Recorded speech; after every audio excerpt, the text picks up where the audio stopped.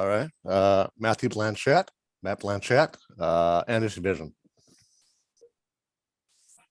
Is it working?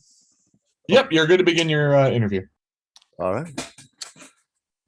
Hi. Hi, Matt. How are Hey, you? Matt. All right. Good. I just wanted to say I've really enjoyed both seasons of Bridge and Tunnel. I've watched both of them, loved them. So I just wanted to start with you, Sam. Yeah. Going into this second season, how do you think the trip to Alaska has changed Jimmy as a character, and how do you think it's changed his relationship with Jill?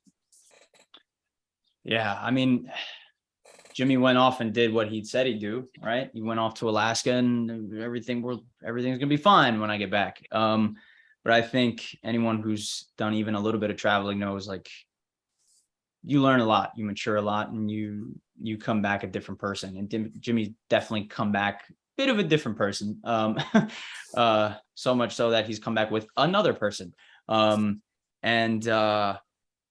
think it's changed his idea of like family, and not really so much as friends, but like he's coming back and sleeping in the same bed that he slept in his entire life, and dealing with his sister again, and dealing with his parents again. And I think he's definitely come back a changed guy. But I think we'll see soon enough that some things just never change. Right. And Caitlin, how has the 6 months to a year away from Jimmy, how has that affected Jill? How has being away from the guy she basically grew up with on Long Island, the guy she, is Bridge and Tunnel with, how is moving into the city, getting an apartment with Stasey, how has that changed her relationship with Jimmy?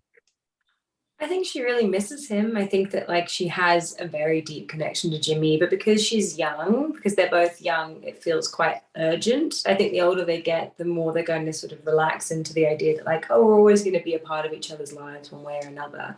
But I think alongside missing him, I think she's very freed by it. Like when you move on with your life, when you kind of like break free of all the things you grew up with, you get to reinvent yourself. And Jill hasn't changed fundamentally. I think that she's just expanded and grown in the same way that Jimmy has. And she's just like, yeah, she's just experimenting, and she's kind of like experimenting with her morality and with her like perceptions of right and wrong. Like she's just kind of out there living it up right now. Okay.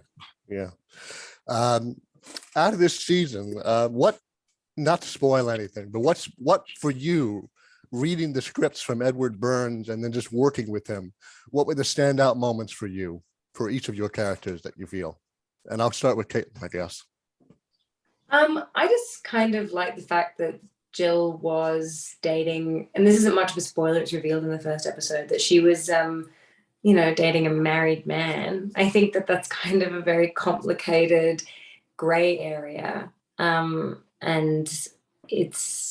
it's interesting because I feel like Jill first season was quite an honorable person in the sense that like she always did what she said she was going to do. And although people kind of accuse her of like, messing Jimmy around, she was always pretty upfront. She was like, this is what I want. This is what I want to do. This is how we're going to do it.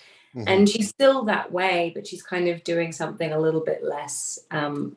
She's being sneakier than she's probably good.